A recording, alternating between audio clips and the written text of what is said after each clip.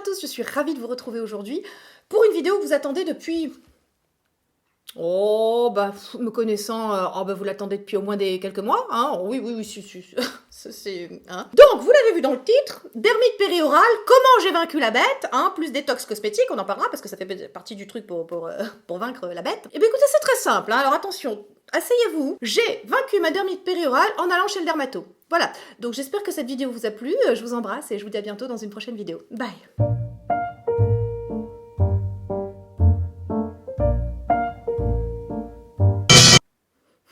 Bah au moins, ceux qui trouvent que je vais pas droit au but, bon bah là tu peux pas me dire...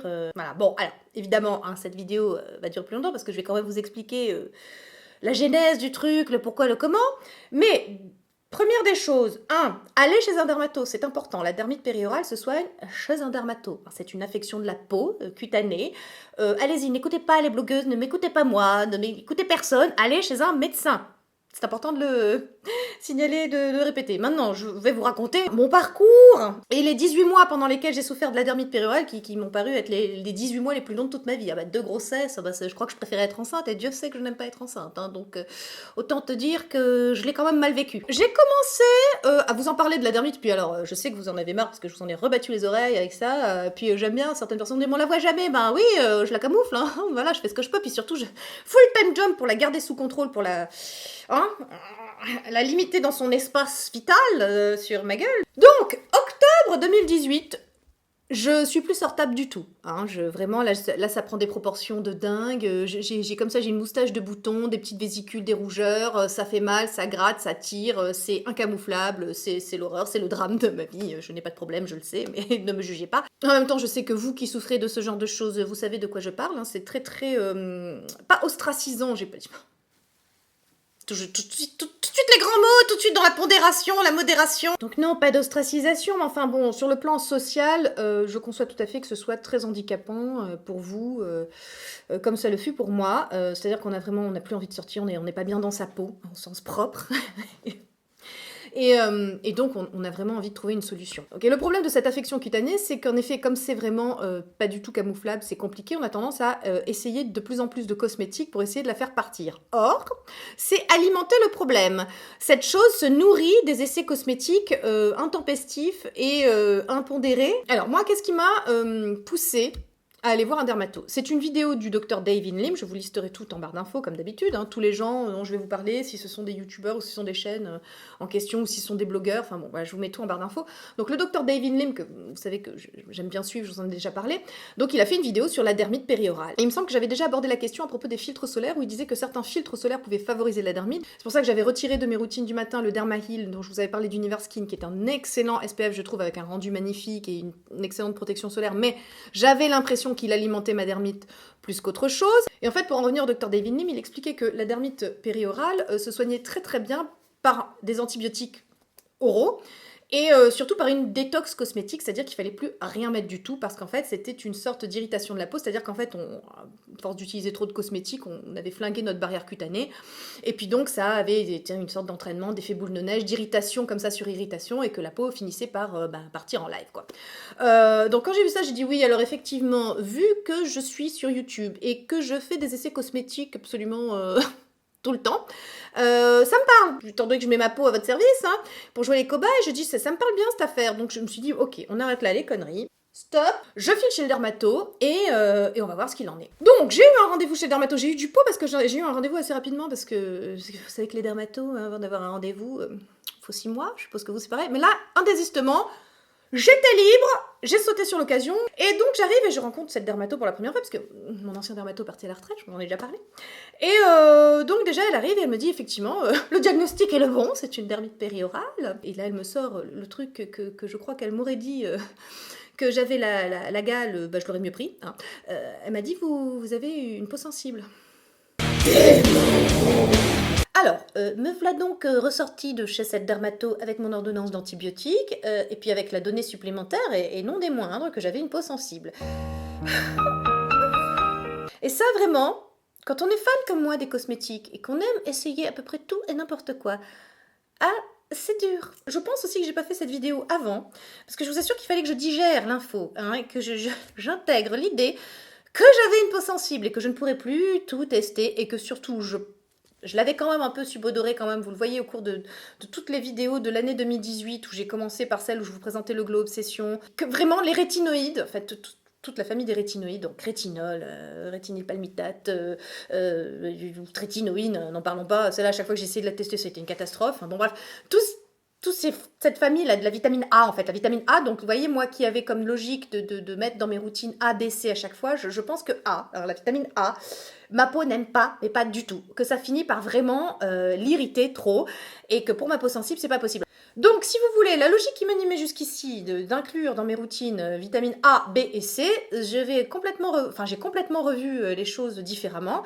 Déjà, je pense que vitamine A, c'est pas possible, ça m'irrite trop. Ou alors on verra plus tard, mais avec des concentrations vraiment beaucoup plus petites. Parce qu'en fait, non seulement j'utilisais ABC, mais avec des concentrations, tu vois, genre bazooka, quoi. Le truc hyper concentré, 2,5% de rétinol, tu vois, 20% de vitamine C. Wouh, la fête, plus c'était gros, plus wouh, tu vois.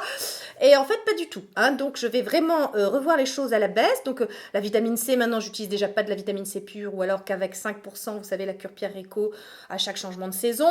Sinon, j'utilise des dérivés de vitamine C qui sont un petit peu moins costauds. Voilà, en tout cas, je sais que maintenant, si je devais réutiliser de la vitamine C pure, ce serait pas plus de 10%. Si je devrais réintroduire du rétinol, on verra. Pour l'instant, j'ai toujours pas réintroduit le rétinol, je sais. Moi, j'ai le New War pour stimuler mon collagène, donc si vous voulez, c'est pour ça que je suis déstressée vis-à-vis du fait que je n'utilise plus de rétinol. En tout cas, je pense que je vais continuer comme ça, parce que ma peau ne s'est jamais aussi bien portée, depuis très longtemps, depuis en tout cas avril 2017, hein. Donc en fait, je vais continuer avec beaucoup d'acide hyaluronique parce que c'est ce que m'a dit la dermato, m'a dit gardez que l'acide hyaluronique, c'est pour ça que j'ai inclus le satin naturel, enfin le sérum satin naturel dont je vous avais parlé dans mes derniers favoris. Oui, mes routines arrivent, oui. Mais il est évident que je dois tout repenser à l'aune de ce que je sais maintenant, à savoir j'ai une peau sensible. Et comme je vous le disais, est-ce que j'ai toujours eu une peau sensible et je ne m'en suis pas aperçue avant parce que j'utilisais qu'une crème hydratante, ou est-ce que c'est une conséquence de la vieillesse de la vieillerie, hein, le fait que ma peau devienne plus sensible, parce que oui, avec l'âge, la peau devient plus sensible, ou est-ce que c'est moi qui ai flingué ma barrière cutanée en utilisant des produits beaucoup trop concentrés, puisque apparemment j'ai une peau sensible, donc je ne sais pas, en tout cas ça m'a fait revoir toutes les choses et les remettre complètement en perspective, donc je vous en parlerai évidemment dans ma prochaine routine, hein, vous verrez tout ça, mais il y a des choses que j'ai enlevées, j'utilise moins de produits, enfin, non, c'est sûr, parce que il y a un côté hédoniste quand même dans mes routines, j'aime me faire du bien, donc voilà, moi j'aime bien que ça dure un petit moment, donc en fait j'utilise pas forcément moins de produits, mais j'utilise moins de principes actifs, voilà, donc comme ça c'est dit. Maintenant, vous allez me demander qu'est-ce que tu as fait pendant ces 28 jours où tu as pris tes antibiotiques, qu'est-ce que tu mettais sur ta peau, parce que t'as pas rien mis. Quand je vous parle de détox cosmétique, c'est juste que j'ai arrêté tous les principes actifs irritants, mais je mettais quand même une crème hydratante. C'est la base, hein, quand même, parce que ça tire, ça fait mal quand même. Une dermite, quand elle est vraiment... quand elle a pris des proportions, et comme c'était le cas pour moi... Alors, j'ai pas fait de photos, hein, je voulais pas garder de souvenirs. Hein. Moi, il y a une crème que j'ai utilisée pendant 10 ans, et c'est là que je vous dis, il se peut qu'en fait, j'ai toujours eu une peau sensible, mais j'étais pas au courant, puisque je la soignais comme... Enfin, je ne mettais qu'une crème hydratante, et une crème hydratante apaisante, donc... Épithélial, c'est le truc que vous avez vu sur ma chaîne au tout début, donc vous remontez sur les premières vidéos quand je vous parlais de produits.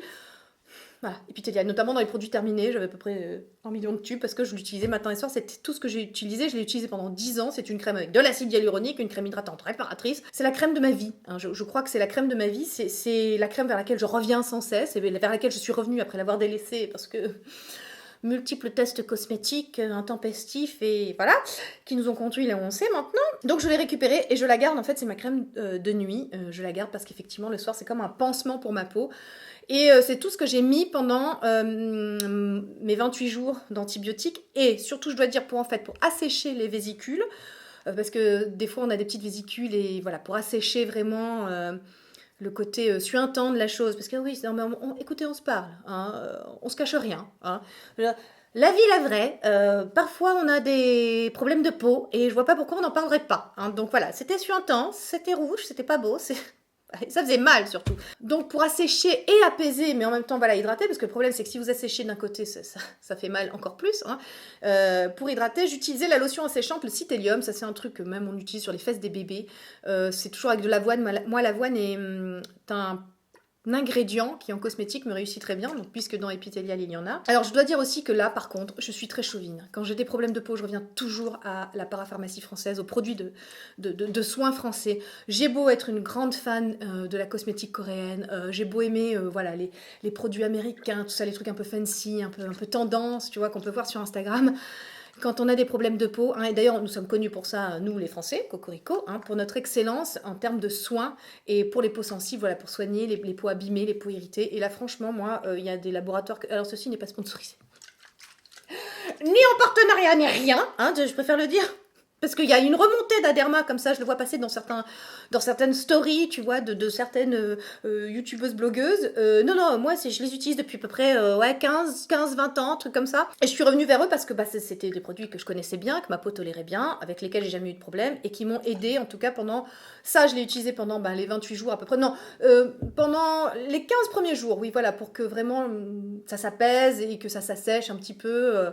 parce que enfin, si vous avez une dermite périorale, vous savez hein, qu'il y a des vésicules, et puis il y a aussi des rougeurs, puis après ça pèle, enfin bon, vous connaissez. Donc voilà, ça peut être quelque chose qui peut vous aider pendant la détox cosmétique, on va dire, avec ça.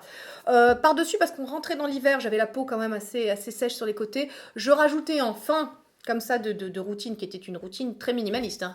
Une crème, et puis c'est tout. Je rajoutais quelques gouttes d'huile de chanvre comme ça sur le front et sur les joues pour vraiment voilà, un côté nourrissant.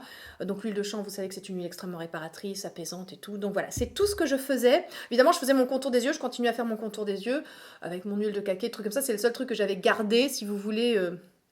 de mes routines un petit peu élaborées, tu vois, style layering à la coréenne, tu vois. Mais là, j'étais vraiment dans une routine, mais très très minimaliste, puisque une crème et un peu d'huile de chanvre, point. Voilà, alors je sais pas si c'est une crème qui va vous convenir. Moi, c'est une crème que ma peau adore, et depuis des années. Je sais pas si vous, ce sera la bonne crème, mais prenez une crème hydratante de base, la plus simple qui soit, la plus basique qui soit. Un truc avec de l'acide hyaluronique qui est un principe actif apaisant, je vous en ai déjà parlé. Écoutez, je pense avoir fait le tour. Je voulais vous parler donc de mon expérience de ces 18 mois. Je voulais vous dire pourquoi j'étais allée voir le dermato et combien c'était utile et important. Je vous ai parlé des 28 jours d'antibiotiques. Je vous ai parlé de la détox cosmétique, de ce que j'ai utilisé pendant ce mois, puisque c'est ça qui vous intéressait, parce que vous êtes nombreuses à me joindre sur Instagram ou sur Facebook pour me demander voilà, je suis allée voir le dermato moi et qu'est-ce que tu as mis à ce moment-là. Voilà, donc, vous le savez maintenant, c'est épithélial. Évidemment, je vais vous tourner bientôt routine du matin, routine du soir. Je vous reparlerai effectivement de ma nouvelle approche de mes routines, avec une nouvelle donnée non négligeable qui est le fait que j'ai une peau sensible. Écoutez, prenons la chose par le bon bout, voyons toujours le côté positif de la chose, sans cette histoire de dermite.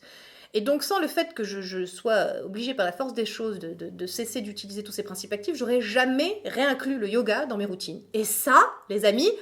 Erreur fatale. C'est quand même la vie, hein, le yoga.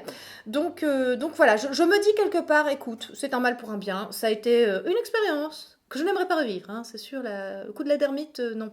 Je fais très très très attention hein, pour qu'elle ne revienne pas. Donc clairement maintenant, je suis sur l'hydratation et l'apaisement. Ça c'est le nouveau truc. Puis alors microbiome, pH, enfin respect total de la peau, de la barrière cutanée, tu vois, pour qu'elle soit renforcée. Parce qu'une barrière cutanée renforcée, c'est une peau plus forte et une peau qui vieillit mieux. Donc voilà, hein, en gros, vous avez la ligne directrice de mes prochaines routines. Voilà, bah écoutez, j'espère que ça vous a plu. J'espère que ça vous a aidé. Je sais, je n'ai pas là comme ça, tout d'un coup, je sais que vous attendez de moi que je fasse produit magique, la dermite c'est fini. Et non, les amis, ici on est sur YouTube. Hein. YouTube, c'est pas un lieu où il y a de l'information. Je suis désolée de vous le rappeler.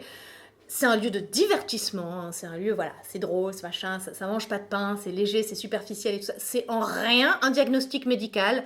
Hein. Vraiment, allez voir un médecin, allez voir un dermato dont c'est le métier. Sur ce, vous savez que j'ai pris l'habitude de faire un petit live débrief sur Instagram après chaque vidéo. Alors je sais pas s'il y en aura un à chaque fois après chaque vidéo, mais là, j'imagine que vous aurez des questions, hein, parce que j'imagine que j'ai pas traité le sujet de façon exhaustive, parce que de toute façon il s'agit que de mon expérience, et ce n'est en rien une expertise, hein, on est d'accord. Donc, vous pouvez me rejoindre sur Instagram dimanche soir, vers 20h30, je ferai un live, vous pourrez me poser vos questions donc sur la dermite, si j'ai oublié de parler d'un truc ou si vous avez des questions. Donc sur ce, je vous embrasse et je vous dis à bientôt dans une prochaine vidéo. Bye.